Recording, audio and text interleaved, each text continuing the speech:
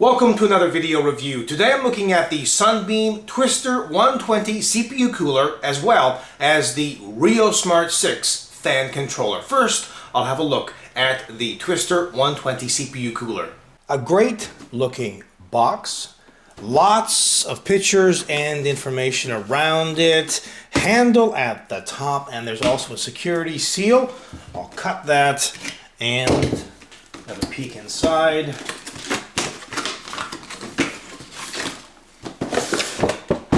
Box within a box.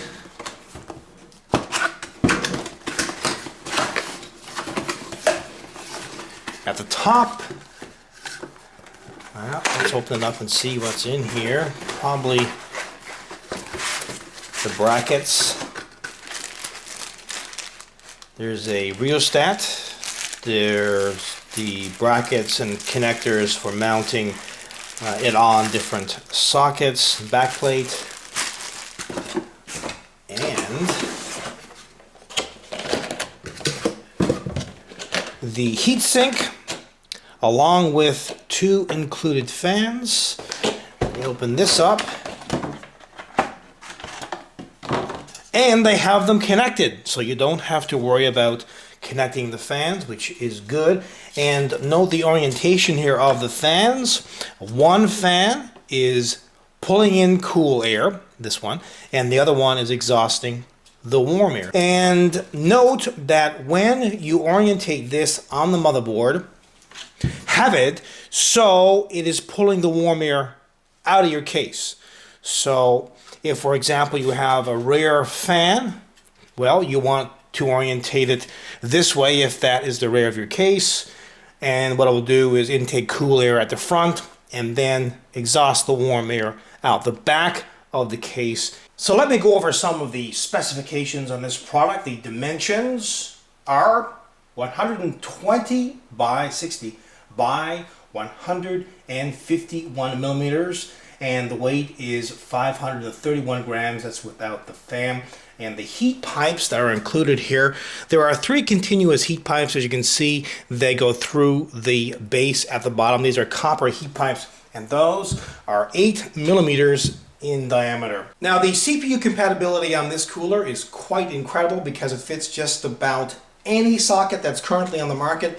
Intel LGA 775, LGA 1156, LGA 1366, as well as AMD CPUs, the AM3, AM2, AM2 Plus, along with the AMD 939, as well as the AMD 940. Now, I forgot to mention, but they do include thermal compound. And this is just not any thermal compound. This is the Tunic TX4 thermal compound. And I use this myself, not necessarily on these Sunbeam products, but other products as well. So you really don't need to go out and buy other thermal compound. You can use this because I've used it myself and it is quite incredible. Now they have this ISO Turbo A technology. What is that? Well, it basically means that they include two fans. One is positioned differently than the other one. But what that means basically is one fan is intaking cool air, which is this one, and the other one is exhausting the warm air. And as I mentioned earlier, you want to position this to exhaust the warm air out of the case, not inside the case. And the fan specs are as follows. They include a magnetic fluid dynamic bearing. The rated voltage is 12, that's DC. The rated current is 0.26 amps. The airflow is 90.65 CFMs. That's at max. Of course, they include this rheostat, so you can adjust the speed of the fan or fans. Going on, the noise level is anywhere between 16 to 20 decibels, and the speed will vary between 1,000 to 2,000 revolutions per minute. So how does this cooler differ from a lot of other high-end CPU air coolers? Well, not a big difference, to be honest, between this and a lot of the other ones. Although, remember that this one does come with two 120 millimeter fans, a large heatsink, has lots of aluminum fins, plenty of copper heat pipes, which come in direct contact here at the base, which is very smooth. And by the way, if you're installing this cooler, remember to remove the protective plastic. Also, this cooler includes a rheostat and some fantastic thermal compound. In some cases, you've got to spend a fair amount of money on a CPU air cooler and then spend another $10 or $15 on some really good thermal compound. Well, you don't have to do that in this case. Now, before we have a listen to both of these 120 millimeter fans, let me go into more detail on this rheostat, or as they're calling it, Rheosmart. You can buy this particular product separately if you want to, and it's pretty cool. Let me explain. It has a low and a high, and of course you can adjust it anywhere in between. It also has this nifty little switch. You can see the LED here as well. You can have it in the PWM mode, which stands for pulse width modulation. And what that is all about is you can connect this Rheosmart into your motherboard's CPU fan header and then connect both the fans into the rheostat. So that way the motherboard is controlling the speed of the fans based on the CPU temperature. So it's pretty much controlled by the motherboard. Or you can switch it and then adjust it how you like. If you like the fans on a low speed, like they are now, you can leave it there. A medium speed, or you can crank it all the way up. Now, while we're on the topic of rheostats, this is Sunbeam's Rheosmart 6 fan controller product, but they have two more Rheosmart products, the Rheosmart 3, as well as the Rheosmart PCI fan controller. This one, of course, gets installed in the expansion slot at the back of the case. This one gets installed at the front of the case in a 3.5-inch drive bay. And this one gets installed as well at the front of the case in a 5.25-inch drive bay. The only real difference between this one and this one is this one controls 3 fans. I believe they can be around 30 watts per channel, and this one can control 6 fans, and they as well can be 30 watts per channel. The box looks quite nice. A picture here of the product on the front. Lots of features and specifications about the product. Let me open it up now and see what's inside.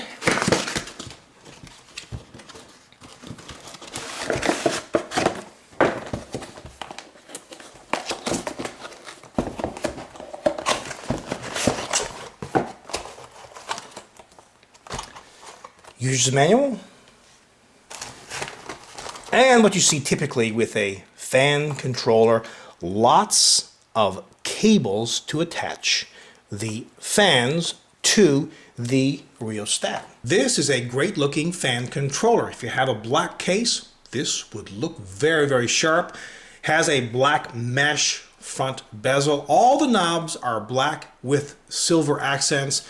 Plenty of heat sinks on the inside, as well as lots of places to install fans, up to 6. And as I mentioned earlier, 30 watts per channel.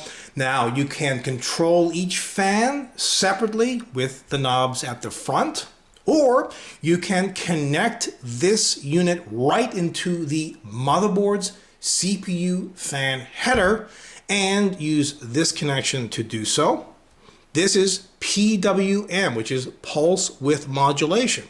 And by doing so, you basically let the motherboard control the speed of the fan or fans based upon the CPU temperature. You can let it do that, or you can control each fan manually if you want to.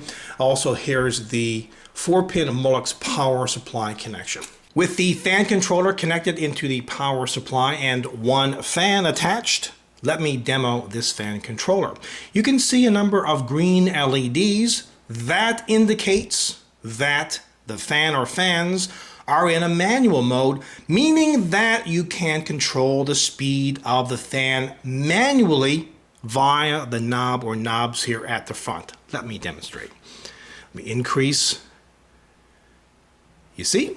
Increase the speed of the fan via the knob. But if I switch the mode from a manual mode to the PWM mode, which is the mode where you would connect this unit into the CPU's fan header and let the motherboard control the speed of the fan. Or fans, well, you can see that the fan stops here in the background because I don't have this connected into a motherboard. But if it was, well, it would control the speed of the fan or fans based upon the CPU temperature. Here's a quick peek at the Rheosmart 3 fan controller. Pretty much has the same looks, except this one fits in a 3.5-inch drive bay and can control up to 3 fans. Of course, this one fits in a 5.25-inch drive bay and can control up to 6 fans.